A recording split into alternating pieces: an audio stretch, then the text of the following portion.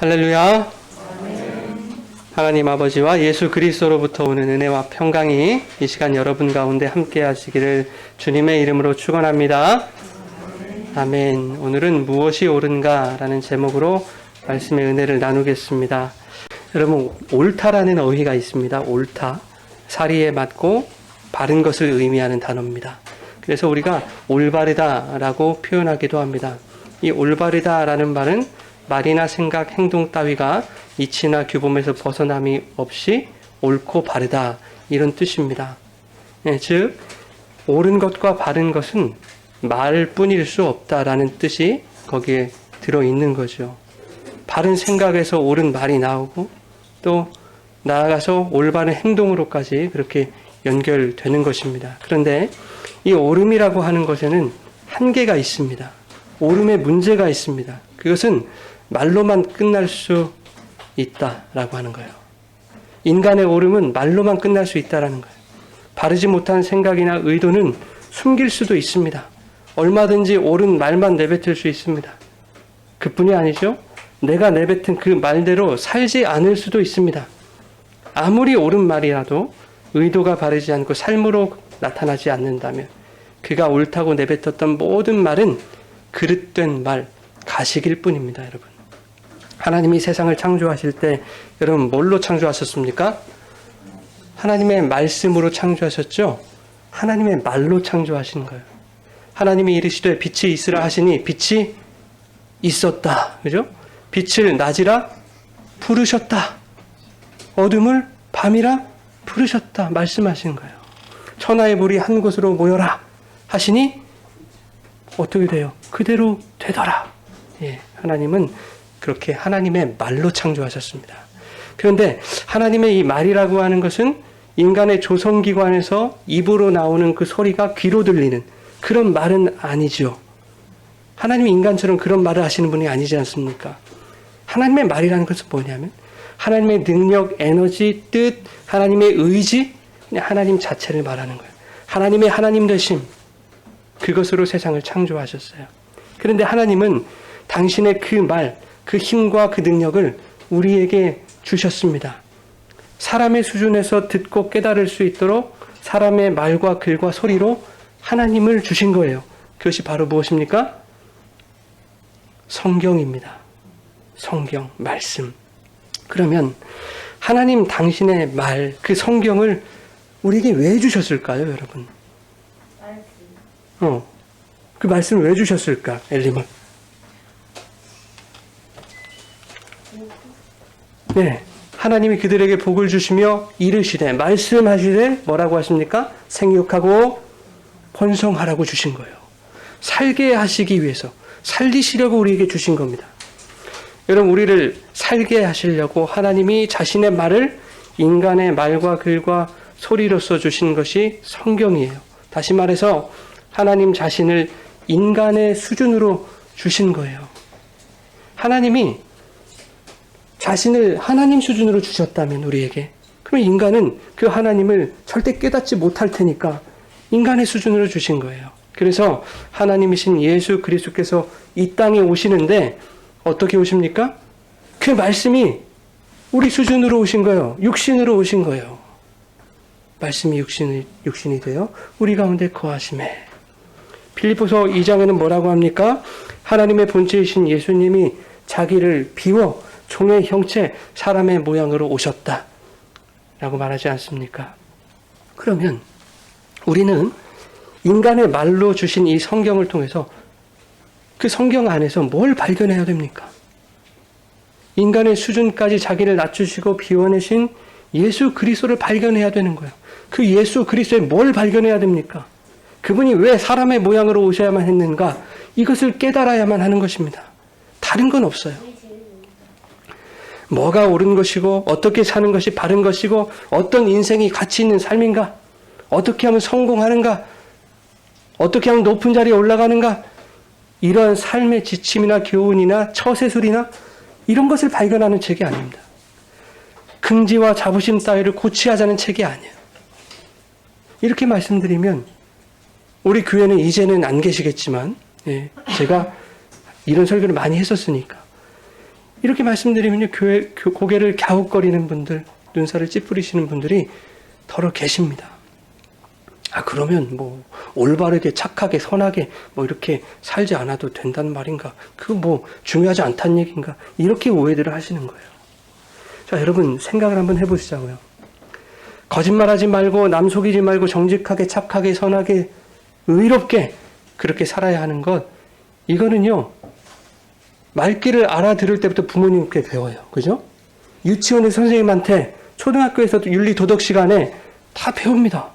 우리 아내가 윤리 도덕 선생님이요. 다 가르칩니다. 그런데 여러분, 우리가 그 가르침대로 잘 살아오셨습니까? 물론 사람의 차이, 정도의 차이는 다 있겠습니다만은 우리는 수십 년 살아오면서 거짓말도 하고 나쁜 짓도 하고 상처도 주고 다른 사람에게 피해도 주고 그렇게 다 살아오지 않았습니까? 그런 우리들이 이제 와서 성경은 착하게 살아야 한다고 가르치는 책입니다, 뭐 이런 식으로 어떻게 당당하게 얘기할 수 있단 말입니까? 학교 선생님의 가르침도 제대로 따르지 못한 우리가 그 영혼의 스승이신 예수님 말씀 잘 따를 수 있다 라고 하는 이 자신감이 도대체 어디서 생기느냔 말이에요. 선생님은 사람이고 예수님은 신이지 않습니까? 근본이 다르지 않습니까? 그렇죠. 근본이 다르죠. 맞는 소리죠. 그래서 예수님 말씀대로 모든 것을 잘 지켜내셨냐는 말입니다. 어떻게 그런 자신감이 생기는지를 모르겠어요. 그냥 그런 분들은요, 인간의 옳은 말이 중요한 분들이에요. 옳은 말. 얼마든지 내 생각도 숨길 수가 있어요. 말한 것처럼 행동으로 나타나지 않아도 돼요. 단지 말로써 자신을 드러내고 싶은 거예요. 이게 옳은 거야. 나는 이런 옳은 생각을 가진 사람이야 라고 하는 자기 자신을 드러내 보여주고 싶은 겁니다. 나 이런 사람이야. 그러니 그들은 교회를 다니고 말씀을 읽으면서도 자기 기준에서 옳은 것만 주장해요. 마치 바리새인과 같지 않습니까? 바리새인들이 예수님께 대단한 관심을 가졌던 사람들입니다, 여러분. 자기들도 나름 공부를 해가지고요, 아는 게 많아요. 바리새인 식자들입니다. 바리새인 되기가요 그렇게 쉽지 않아요. 최소 3년이 걸립니다, 여러분. 시험도 거쳐야 하고 테스트도 거쳐야 되고 검증도 1년 동안 받아야 되고, 보통 힘든 게 아니에요. 그게 다 통과돼야 비로소 바리새인이라는 칭호를 얻는데, 그러니 사람들이 그런 바리새인을 얼마나 존경했겠습니까?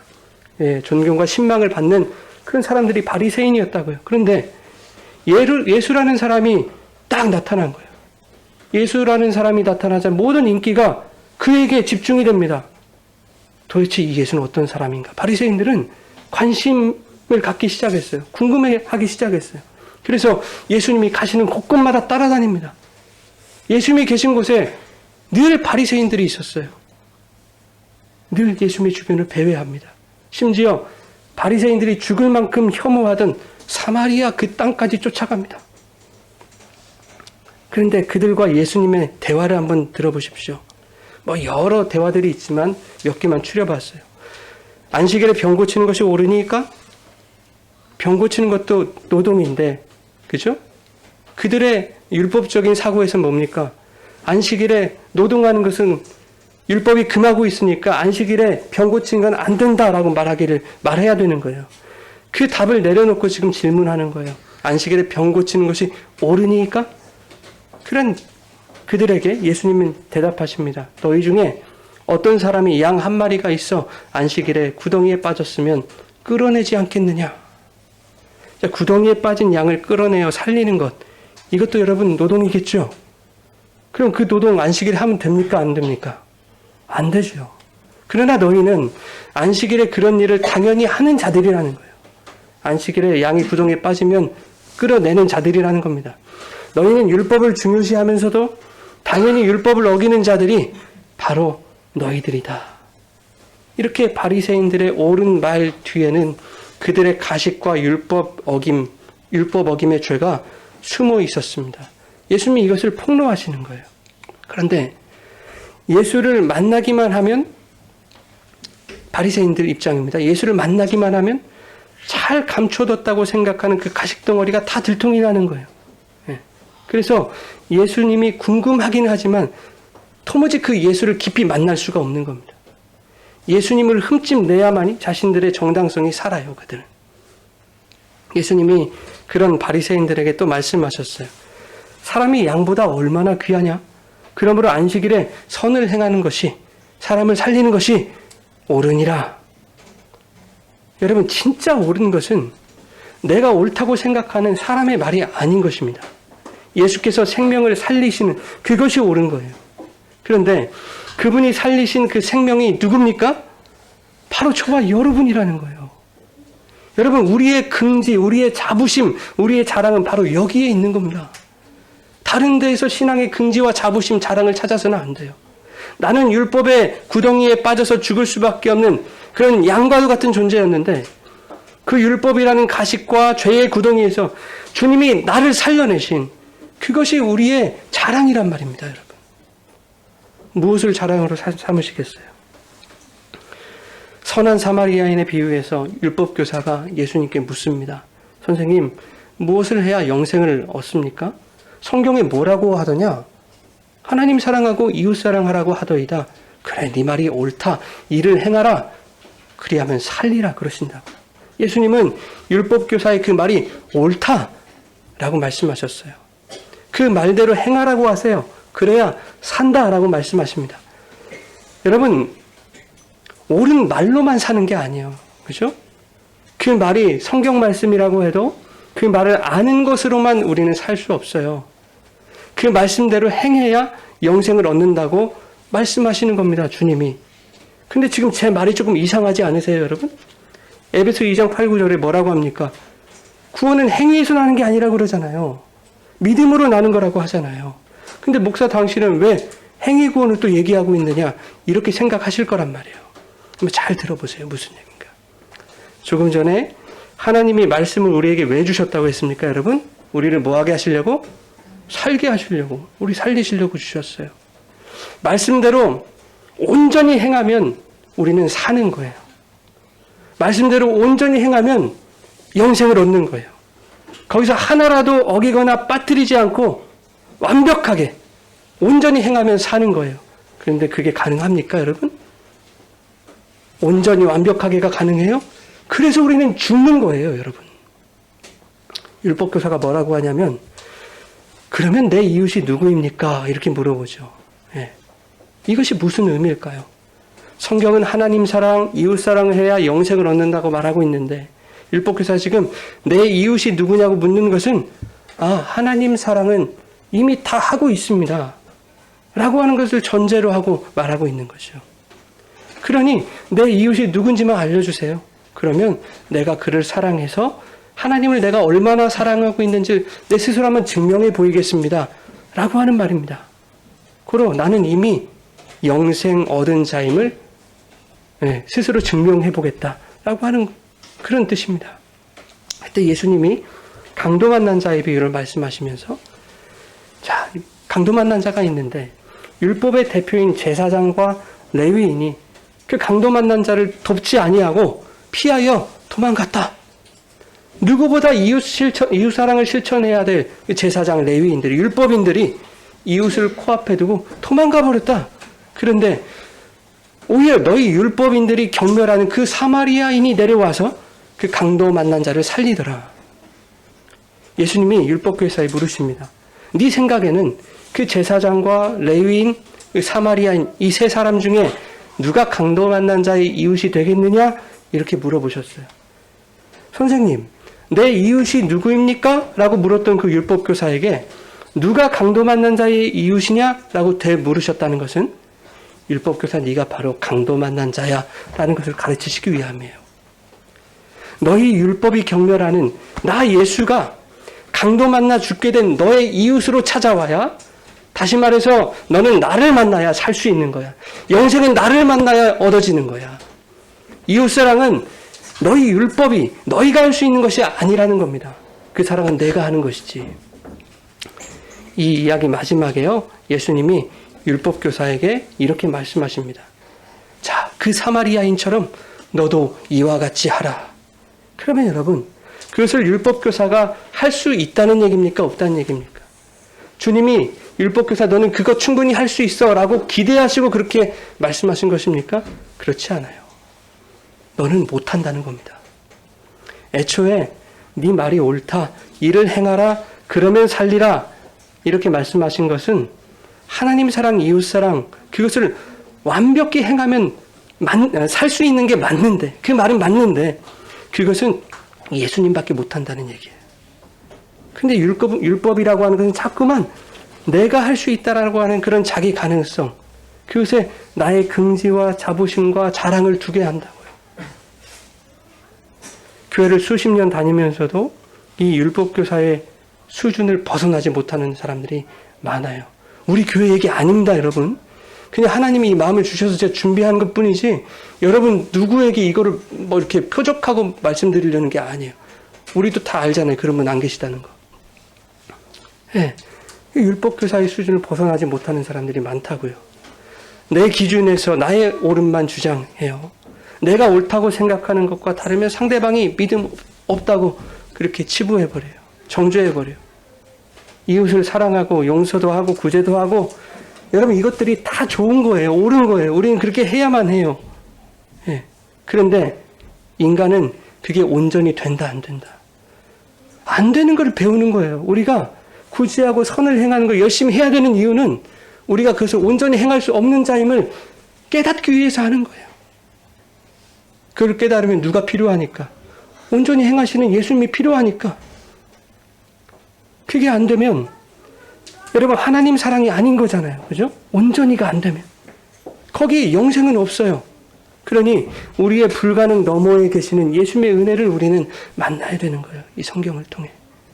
야, 이거 내가 못하는 것이었구나. 그런데 이게 가능한 예수님이 원수 같은 나를 이웃 삼아 주시고 나를 완벽하게 사랑해내셔서 나를 살리셨구나. 여러분 이 은혜를 발견하시기 바랍니다. 이것을 여러분들의 자랑으로 삼으세요. 여러분의 신앙의 긍지로 삼으십시오. 이것을.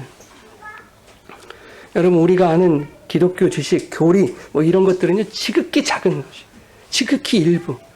여러분이 아무리 많이 알아도 제가 아무리 많이 알아도 우리가 알지 못하는 것이 더 많거든요. 안다고 생각하는 것이 잘못된 지식일 수도 있어요. 그런데 바리새인과 같은 사람들은 내가 깨닫지 못하는 것을 비방해요. 그리고 자기가 안다고 생각하는 그것만이 옳다고 주장하다가 그것으로 망하게 됩니다.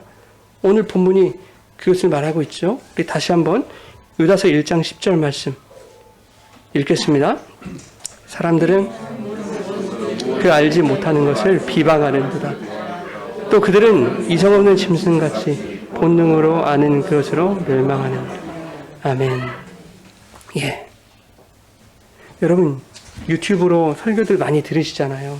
짤막한 영상들 많이 돌아다니는데 요즘 영상들 보면요 자극적인 제목들 막 붙여놓고 이렇게 짧게 편집해서 혹하도록 보기 쉽도록 이렇게 만들어 놓지 않습니까? 그러니까 기독교 영상들도 그런 게 많잖아요. 11조 내면 지옥 간다 뭐 이런 거. 뭐야 나 이거 11조 내고 살았는데 막 클릭하는 거예요. 다른 것은 조회수가 별로 안 되는데 꼭 그런 것들은 수십만 건 조회. 여러분 그런 거 보지 마세요. 여러분 낚시하는 거예요. 낚시. 예, 보시는 건 좋은데요 제발 골고루 보십시오. 여러분 골고루. 여러분 우리가 한쪽에 치우치면 유튜브가 그 사람이 자주 보는 그런 성향의 것들만 이렇게 노출시켜줘요. 그 알고리즘이라고 하잖아요. 그러니까 맨날 그런 것만 보는 거예요. 나중에는 잘못된 정보를 옳다고 믿게 되는 거예요.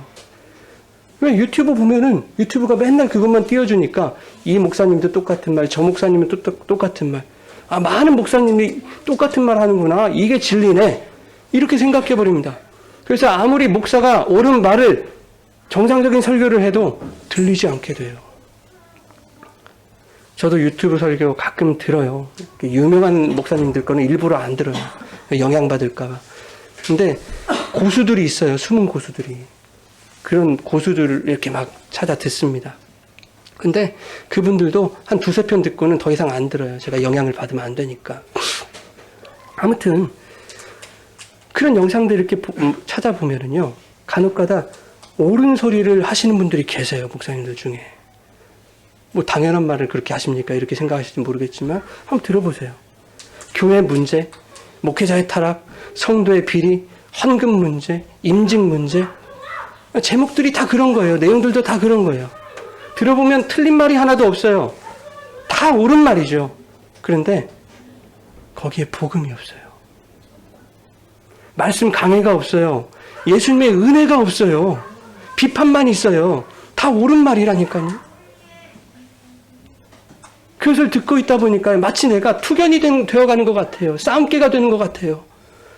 싸움 딱이 되어서 막 쪼고 있는 내 모습을 발견해요. 야, 이거 잘못됐지. 맞아. 이거 정죄받아야 돼. 비판받아야 돼. 이거 다 썩었어. 그런 나 자신을 발견해요. 거기에 어디 하나님의 은혜가 있어요. 잘못된 거 잘못했다고 말할 수 있어야 돼요. 바르게 삽시다 말할 수 있어야 돼요. 그런데 거기에 복음이 있어야 돼요, 여러분. 예수가 있어야 돼요. 그분의 은혜가 있어야 돼요. 하나님의 사랑이 있어야 돼요. 예수님의 은혜는 없고 썩어빠진 교회, 타락한 목사 비판하고 욕하는 것, 그것이 그들의 정의가 되어버려서 신나게 비판하고 헐뜯는 그것으로 자신을 드러내려고 한다니까요, 사람들이. 나는 그들과 달라. 나 이런 사람이거든. 나는 이 정도는 알지. 여러분, 그것으로는 절대 영생을 얻을 수 없어요. 예수님을 만나셔야 구원받습니다. 자기 생각과 다르면 신앙생활도 끊어버린 사람들 얼마나 많아요. 내 기분대로 하는 거예요. 신앙생활의 근거가 하나님의 말이 되어야 하는데 그 말 속에는 예수님의 은혜, 십자가 구속의 사랑이 담겨 있는데 진리 운운하면서 내 옳음만 주장하는 거예요. 그러다가 말씀이 당신 틀렸어 라고 지적하면 기분 나빠서 교회를 끊어버려요. 교회를 떠나갑니다. 여러분, 교회를 떠나갈 줄도 알아야 돼요. 언제 떠나가야 됩니까? 목사가 맨날 거짓말만 해요. 복음이 없어요. 예수가 없어요. 그러면 그 교회가 아니거든요. 그럼 그런 교회는 떠나가세요. 목사가 다른 애인을 만나고 다녀요. 맨날 돈이나 횡령하고 다녀요. 그럼 떠나가셔야죠. 그럼 목사 입에서 어찌 예수가 나올 수 있습니까? 그런데 그것 말고는 여러분 이 교회를 지키셔야 돼요. 내 기분 맞춰서 교회 옮기고 그러는 거 아닙니다. 여러분, 말씀은요, 좌우의 날선 검이죠. 좌우의 날선 검이에요. 우측 편만 들지 않아요. 좌측 편만 들지 않아요. 좌우에 날이 서가지고 다 싹 다 잘라버려요, 말씀은. 내가 우파라고요? 좌파라고요? 하나님 다 자르신다니까요, 잘못된 건. 말씀의 기능은 우리의 썩고 부패한 것을 찌르고 도려내는 겁니다. 그러니까 아파요, 말씀은. 암에 걸리면 고통스럽더라도 어떻게 해야 됩니까? 칼 대야 됩니다. 칼 대지 않으면 죽어요. 칼이 도려내는 그 고통이 있어야 회복이 찾아온다니까요, 여러분. 목사가 말씀으로 위로하고 용기 주고 희망 줘야지 아프게만 한다고. 여러분, 우리는 그런 분들 안 계시지만 혹여라도 그런 생각 갖지 마세요. 말씀이 들려올 때 그때 통증이 우리에게 느껴지면 감사하다. 다행이다. 나에게도 이제 회복이 찾아오겠구나. 내 영혼이 살겠구나. 여러분, 이런 희망을 가지셔야죠. 이렇게 감사하셔야죠. 말씀이 아프면 감사한 거예요. 그 말씀이 정확히 나를 찌르고 나에게 작용되고 있구나. 여러분, 바른 소리, 옳은 소리만 하는 목사님들 설교요, 여러분들 굳이 찾아서 듣지 마십시오. 왜 그걸 듣습니까? 아무리 옳은 소리도 거기에 예수 그리스도의 십자가 은혜와 독생자를 내어주시니까 하나님 사랑이 없으면 거짓 복음이라고 합니다. 아무리 바른 말을 하더라도 거기에 진리가 없으면 그분은 거짓 교사인 거예요. 목사라는 탈을 썼을지 모르겠으나 거짓 교사예요. 아무리 바른 말이라도 비판만 하게 만드는 사람은 그냥 참된 교사가 아니죠, 여러분. 그런 설교 100번 듣는 것보다 성경 한 절 읽고 기도하는 것이 여러분의 영혼을 살립니다. 이건 분명합니다, 여러분. 이스라엘 자손이 시내산에 도착했을 때 하나님이 모세를 부르셔서 말씀을 주시는데요. 그 내용이 이렇습니다. 여러분 다 읽어보셨죠? 출애굽기 19장 5절과 6절 우리 같이 한번 읽겠습니다. 세계가 다 내게 속하였나니 너희가 내 말을 잘 듣고 내 언약을 지키면 너희는 모든 민족 중에서 내 소유가 되겠고 너희는 내게 대하여 제사장 나라가 되며 거룩한 백성이 되리라. 너는 이 말을 이스라엘 자손에게 전할지니라. 아멘. 예. 쉽게 말하면 너희는 내 말 잘 듣고 잘 행해야 산다 라는 얘기예요. 이 진리를 이스라엘 백성에게 전하라는 거죠. 모세에게. 예, 모세가 백성의 장로들을 다 불러 모았습니다. 그리고 이 말씀을 다 전했어요. 그러자 성경이 뭐라고 합니까? 백성이 일제히 응답하여 이르되 여호와께서 명령하신 대로 우리가 다 행하겠나이다. 백성이 일제히 응답하되 다 행하겠습니다. 여러분 우리는 알죠. 그들이 다 못 행했다는 걸 알죠. 예. 여러분 이것이 바리새인과 율법교사의 모습 아닙니까? 우리는 이스라엘 백성이 하나님 명령하신 대로 준행하지 못했다는 것을 다 알아요. 행하지도 못할 거, 말만 이만기처럼 번드르르하게 하는 거. 이만기 씨를 또 이렇게 표현하는 게 아니라 이만기 씨가 힘세고 그러니까 이렇게 표현한 겁니다. 우리는 다 알죠. 그런데 이스라엘은 하나님이 택하신 백성이잖아요. 저와 여러분, 교회를 상징해요, 이스라엘은. 명령대로 행해야 하나님의 소유 제사장 나라 거룩한 백성이 된다고 하셨는데 택하신 그 백성들이 명령을 밥 먹듯이 어기지 않습니까? 그것이 바로 우리들의 모습이라는 것을 출애굽기에서 여러분 고발하고 있는 거예요. 여호와께서 명령하시는 대로 우리가 다 행하리이다. 백성들의 이 말은요 옳은 말이라고요. 여러분 이게 왜 옳은 말입니까? 다 지켜 행해야 사니까 옳은 말이에요. 그죠? 그러나 그들은 그 옳은 말을 스스로 지켜내지를 못했어요. 사람의 옳은 말이 그들을 살리지를 못합니다. 사람의 말이 아무리 옳아도 그것이 진리가 되지는 못합니다. 그러면 이스라엘 백성은 다 죽어야 되는 거 아닙니까? 예, 죽어야 되는 존재들이에요.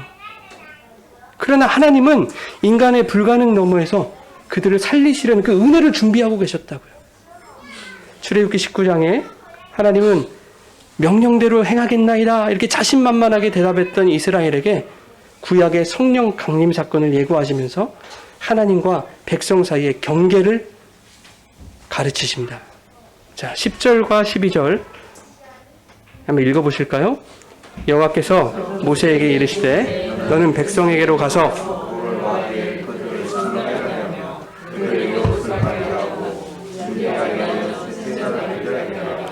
이는 셋째 날에 나 여호와 온 백성의 목전에서 시내 산에 강림할 것이니 너는 백성을 위하여 주의 경계를 정하고 이르기를 너희는 삼가 산에 오르거나 그 경계를 침범하지 말지니 산을 침범하는 자는 반드시 죽임을 당할 것이라.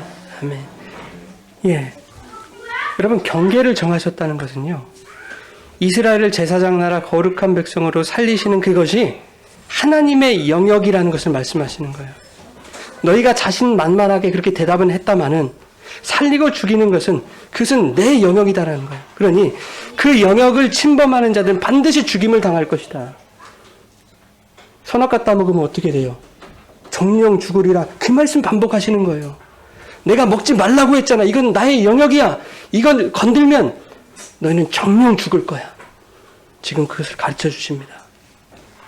강도 만난 자와 방불한 그 율법교사를 살리시는 것은 누구의 영역입니까? 율법교사의 영역입니까? 예수님의 영역이에요. 근데 율법교사는 아니라고. 내 이웃이 누군지만 알려주시라고. 그러면 내가 그를 사랑하여 스스로 하나님 사랑을 증명할 수 있다고. 그렇게 너스레를 떨었다고요. 그러면서 하나님이 정하신 그 경계를 율법교사는 침범하고 있는 거예요. 그러면 다 죽는다.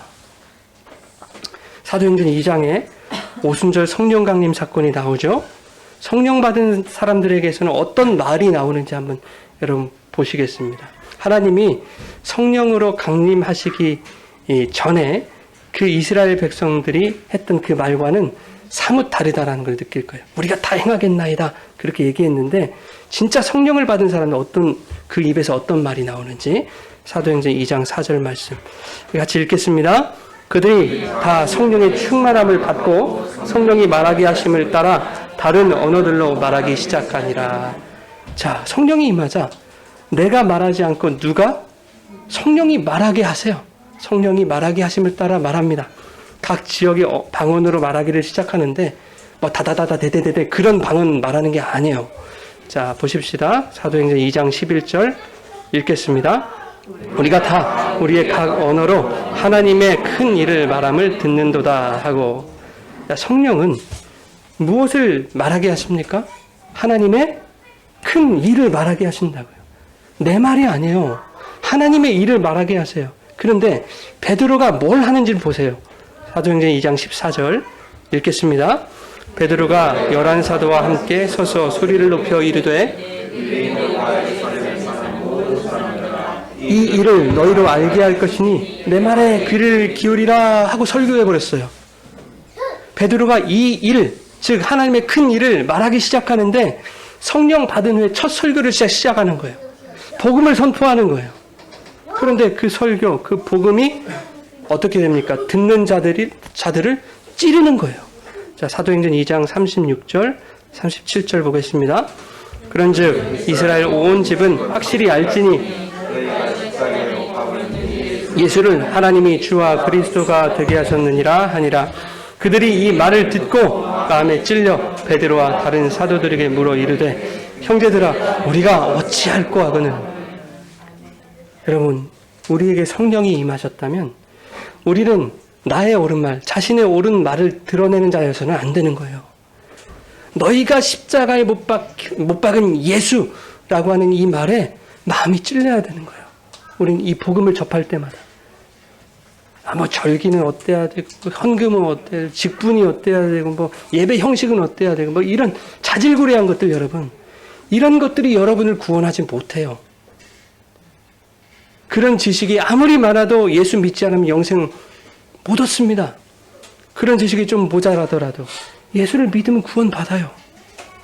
아무리 말로는 예수를 믿는다고 해도 진리가 아닌 것들 때문에 내 신앙이 흔들리게 된다면, 기분 따라하는 신앙이 된다면 그는 아직 나를 자유케 하시는 그 진리를 만나지 못한 거예요. 성령을 받은 자는 내가 예수를 못 박았다고 그렇게 마음이 찔린다고 말씀하고 있는데, 성령 받은 사람은 내가 알고 있는 것과 다르다고 해서 진리가 아닌 것에 옳으네 틀리네, 여러분 이렇게 판단을 할 수 있겠습니까? 성령을 받은 사람이. 예를 한번 들어볼게요. 예를 한번. 여러분, 크리스마스가 12월 25일이잖아요. 우리는 그날을 성탄절로 이렇게 기념하는데, 여러분 12월 25일에 예수님이 태어나셨습니까? 예수님 그날 태어나지 않으셨잖아요. 그죠? 심지어 12월 25일은 로마의 이방신, 태양신 미트라의 축일이었다고요. 그래서 로마가 이 기독교를 국교로 공인하면서, 그 이방신의 축일을 성탄일로 그냥 흡수해버린 거예요. 그럼 우리가 성탄절 지켜야 됩니까? 말아야 됩니까? 그게 중요해요, 여러분? 그게 중요한 게 아니잖아요. 예수가 중요한 거잖아요. 석가탄신일을 성탄일로 삼으면 어때요? 그죠? 예수가 중요한 거예요. 그것을 지키고 말고가 나의 구원을 좌지우지하지 못한다고요. 그런데도 그것이 여전히 중요한 사람들이 있어요. 우리 주변에. 그것을 따져서 내 말이 옳음을 주장하는 것이 중요한 사람들이 있습니다. 내 생각과 다르면 그런 것들로 비방하고 트집을 잡아요. 내가 아는 것으로 정죄, 트집을 잡아요. 결국 진리가 아닌 것에 자기가 걸려 넘어집니다. 자기가 안다고 생각하는 그것에 멸망하는 거예요. 비진리에 목숨을 거는 것입니다. 베드로가 성령 받고 설교하자 그것을 들은 자들이 찔렸습니다, 여러분. 마음이 찔린 자들이 어찌할꼬 하고 있으니까 베드로가 뭐라고 합니까? 회개하고 죄사함을 받아라 그래요. 그날에 회개하고 죄사함을 받은 사람들, 마음이 찔린 사람들, 그들 3,000명이 세례받고 구원받았어요. 마음이 찔려야 구원받아요, 여러분. 여러분, 우리는 사람의 옳은 말을 따르는 사람들이 아니에요. 우리는 진리를 따라가는 사람들입니다. 하나님은 진리를 따르기 원하는 자들에게 뭘 부어주십니까? 성령을 부어주세요. 그 성령은 우리에게 무엇을 주십니까? 하나님의 말을 주세요. 당신의 말을. 복음을 주신다고요. 그 복음을 내 안에 진리로, 진리의 말로 가진 자들은 그 복음이 항상 나를 어떻게 할까요? 말씀은 뭐예요? 검이잖아요. 찔러요, 나를. 그 말이 우리 안에서 네가 바로 예수를 죽인 죄인이야 라고 가르치는 거예요. 말씀은. 그래서 하나님 앞에서 내가 옳습니다. 사람 앞에서 내가 정당합니다 라고 말할 수가 없는 거예요. 그리스도인들은. 그런데 그 찌름이 마냥 고통만 주고 끝나는 게 아니란 말이에요. 그렇게 찔러야 회복이 찾아와요. 회복을 주시는 거예요. 요한복음 14장 26절 같이 한번 읽어볼까요? 보혜사 곧 아버지께서 내 이름으로 보내실 성령 그가 너희에게 모든 것을 가르치시고 내가 너희에게 말한 모든 것을 생각나게 하라. 성령은 모든 것을 가르치고 생각나게 하세요. 그럼 뭘 가르치고 뭘 생각나게 하실까요? 예수님이 가르쳐 주신 예수님의 사상과 그분의 말, 그것을 가르쳐요. 성령은. 그것을 생각나게 해요. 그런데 그 예수님의 가르침과 그 말의 핵심이 뭡니까? 자, 요한복음 16장 8절 같이 읽겠습니다. 그가 와서 죄에 대하여, 의에 대하여, 심판에 대하여 세상을 책망하시리. 예. 핵심은 이거예요. 너희는 죄인이라는 거예요. 성경의 핵심 아닙니까? 근데 죄의 삭스는 사망이라는 거예요. 너희는 다들 죽을 존재다라고 하는 겁니다. 그런데 예수 그리스도가 너희를 대신해 죽으셨다라는 거죠. 고로 너희가 예수를 죽인 거야. 이렇게 우리를 찔러요, 말씀은. 그러나 그 찌르는 것으로만 끝나지 않는다고요, 이 말씀이. 근데 예수님 다시 사셨어. 예수님이 죽으시고 부활하셔서 죽을 너희도 살려주셨어. 이것이 주님의 의로움이야. 이렇게 소망과 회복을 주신다고요, 우리에게. 여러분, 이것이 우리 안에서 역사하는 성령의 말입니다. 이것이 옳은 거예요. 이 말이 내 말이 옳은 게 아니라. 여러분, 우리가 말씀 안에서 예수를 바라보지 못하면 우리는 수십 년 신앙생활하면서도 바리새인 율법교사처럼 나의 옳음만 주장하게 될 거예요. 자신의 정당성만 챙기려 할 겁니다. 이 종교생활을 통해서 내가 얼마나 옳은 사람인지만을 밝히려고 노력하는 그런 삶을 살게 돼요. 누가복음 16장에 주님이 바리새인들에게 말씀하셨어요. 너희는 스스로 옳다 하는 자들이야. 그래요. 너희가 너희 마음과 의도를 아무리 잘 숨겨봐도 하나님께서 너희 마음을 속속들이 다 아신다. 그렇게 말씀합니다. 사람 중에서 옳다 하고 스스로 높임을 받으려는 그것을 하나님이 얼마나 미워하시는 줄 아느냐? 말씀하세요. 여러분, 수십 년 신앙생활 하시면서 마지막 날 이 소리 들으시면 안 되잖아요, 여러분. 도무지 내가 너를 모르겠다. 이 소리 들으면 안 되잖아요. 스스로 의롭다, 옳다, 자신을 높이기만 했던 그런 너희를 내가 미워한다. 여러분, 이 소리 들으면 안 되잖아요. 그런데 말씀 속에서 예수를 만나기 원하는 사람은 다르죠. 그 삶이. 하나님 앞에서 절대 오를 수 없는 나를 깨달아요. 말씀이 그를 깨닫게 하세요. 그런 내가 예수님을 십자가에 못 박은 살인자임을 깨닫게 합니다. 그런데 그런 죄인을 예수님이 죄 없다 하시는 그것을 주님은 옳다 하신다고요. 여러분.